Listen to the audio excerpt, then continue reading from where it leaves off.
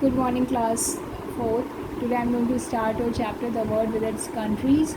और ये जो रीडिंग है यहाँ पे इसमें रीडिंग है the world with it countries mountain and seas people and creatures flowers and trees the fish in the waters the birds in the air are calling to ask us all to take care. इसमें first of all day is Tuesday and date is 21 है.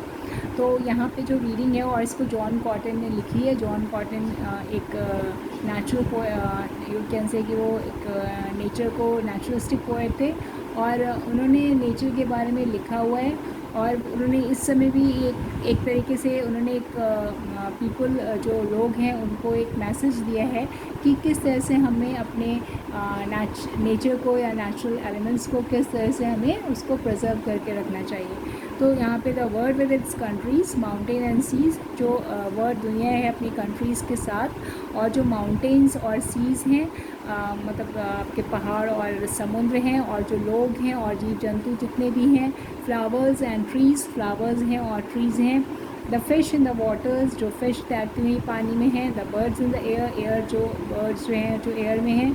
हम लोग को एक तरह से पुकार रहे हैं कि हमें उनकी केयर करनी है. हमें क्या करना है? All to take care. हमको और are calling to ask us और टू टेक केयर कि हमें उन सबको प्रिजर्व करना है, उन सबको बचा के रखना है. इसी तरह से आप सेकेंड स्टैंजा में आते हैं. दीज आर अवर ट्रेजर्स, ये हमारे भंडार हैं. और अ गिफ्ट फ्रॉम अबव, जो कि हमें ऊपर वाले ने दिए हैं. We should say thank you, हमें उनको थैंक यू बोलना है. With a care that shows up, उस सावधानी के साथ जो एक लव, एक टेंडर फीलिंग दिखाती है, एक सॉफ्ट फीलिंग दिखाती है इनके प्रति. और for the blue of the ocean, जो इतने ओशन प्यारे से ब्लू से हैं. The clearness of the air, और जो एयर की जो क्लियरनेस है. द वॉन्डर ऑफ फॉरेस्ट, और जो फॉरेस्ट का जो वॉन्डर है, मतलब जिस तरह से फॉरेस्ट इतना प्यारा सा दिखता है, इतना अच्छा सा दिखता है. And the valleys so fair, और जो घाटियाँ हैं वो इतनी अच्छी सी हैं. द वॉन्डर ऑफ फॉरेस्ट मतलब फॉरेस्ट में इतनी चीज़ें आपको मिलती है. टिम्बर मिलता है, औषधियाँ मिलती हैं आपको, और वाइल्ड एनिमल्स का वो घर होता है, और भी बहुत सी चीज़ें, लकड़ियाँ हैं, पेड़ पौधे जितने भी हैं वो सब आपको बहुत different varieties of trees use to get there. तो मतलब बहुत सी चीज़ें हम वहाँ पाते हैं, और इस वजह से आप ये कह सकते हैं वॉन्डर ऑफ फॉरेस्ट.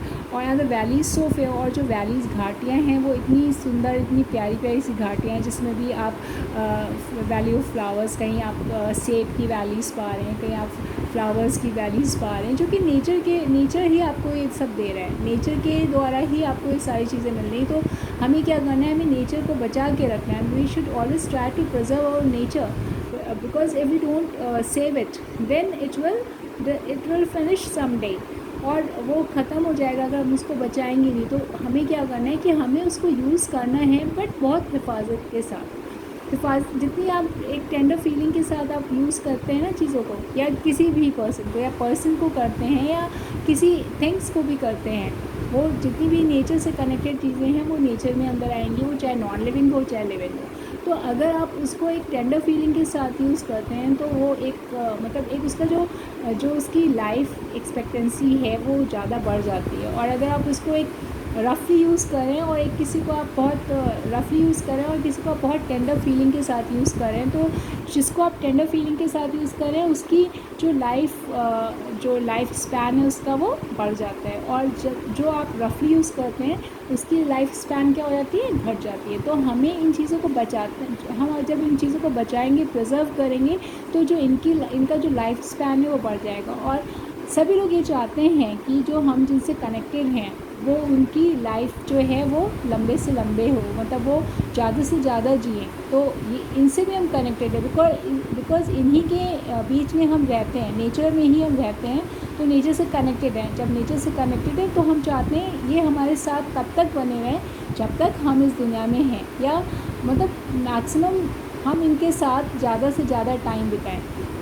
तो वो सभी के साथ है जिससे भी आप कनेक्टेड होते हैं. आप चाहते हैं कि वो आपके साथ ज़्यादा से ज़्यादा लंबा बना रहे, और लंबा तभी बना रहेगा जब आप उसकी ज़्यादा से ज़्यादा देखभाल करेंगे, या आप उसको एक टेंडर फीलिंग के साथ जब आप उसको यूज़ करते हैं तो उसकी जो लाइफ स्पैन है वो बढ़ जाता है। तो यहाँ पे जो जॉन कॉटन पोएट हैं, उन्होंने आपको एक तरह से मैसेज दिया है कि आप उसको बहुत सावधानी के साथ, जितनी भी नेचुरल एलिमेंट्स हैं या नेचर है, उसको आप बहुत सावधानी के साथ यूज़ करिए, जिसमें इनका जो प्रिजर्व आप उनको जब करेंगे अच्छे से, तो ये ज़्यादा लंबे तक आपके साथ सर्वाइव करेंगे। और the song of the Skylark, जो किसी भी आप देखते हैं जब चिड़ियों की आवाज़ आती है आपके पास, स्कायलार्क एक बर्ड होती है जो आवाज़ उसकी जो स्वीट जो गाना होता है वो बहुत मीठा सा होता है, मतलब मधुर सा होता है।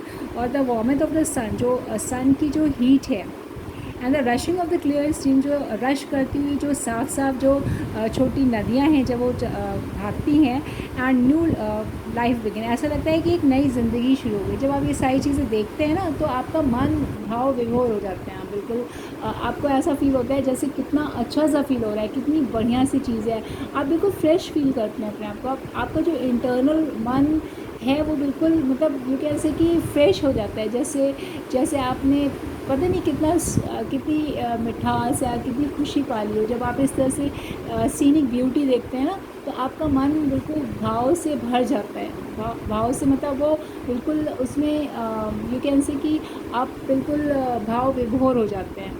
तो इस तरह से यहाँ पे जो जॉन कॉटन है उनकी बात ये बहुत सत्य है, और इस चीज़ को सभी ने फील किया होगा अपनी लाइफ में कि जब आप नेचर से रिलेटेड होते हैं और नेचर की सीनिक ब्यूटी को देखते हैं तो आप कहते हैं वाह क्या बात है, इट्स वेरी गुड, इट्स मतलब वाह क्या अच्छी चीज़ है, क्या मतलब आपका मन देख के उसको इम्प्रेस हो जाता है। तो इस तरह से यहाँ पे जो उनकी बात है वो बिल्कुल फैक्ट है। और आगे we just move to the now next page. Are gifts we cherish, मतलब ये सारे गिफ्ट्स हैं, ये हमें एक तरह से ये तोहफे हैं जिसको हमें वैल्यू देना है।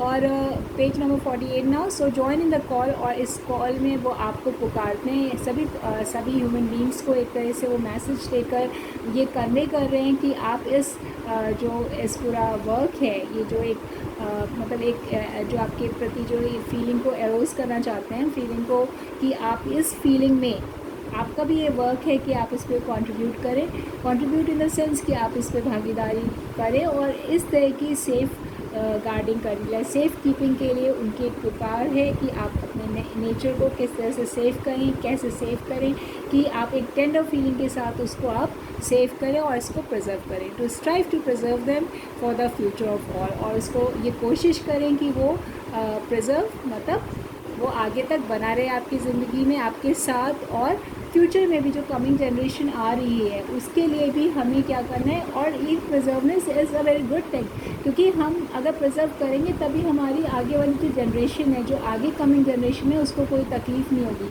अगर आप ये चाहते हैं कि आप अपनी नेचर को प्रिजर्व कर रहे हैं तो it's a very good for our coming generation also.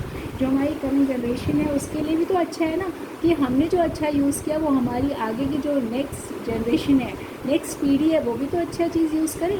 हमने अच्छी चीज़ें देखी हैं नेचर में, या हमने अच्छी चीज़ें सीखी हैं नेचर में, तो वो भी तो आगे यूज़ करें, आगे जो कमिंग जनरेशन है, कि सारी चीज़ें अगर हम ही यूज़ कर लेंगे तो जो हमारे बाद वाली पीढ़ी है वो क्या यूज़ करेगी। तो इस वजह से एक कॉल है कि सारे पर्सन्स में, सारे ह्यूमन बीइंग्स में, कि आप इस तरह से इस प्रयत्न को आगे बढ़ाइए, अपने मन को इस तरह से अपने मन को इस तरह से प्रिपेयर करिए, रेडी करिए कि वो नेचर से कनेक्टेड बने, नेचर के प्रति जागरूक बने, नेचर के प्रति अवेयर हो, और उसके प्रति अपने रिस्पॉन्सिबिलिटीज़ को समझे और उसको सेफ गार्ड करे। तो यहाँ पे आपकी जो पोइट्री है ये एंड होती है।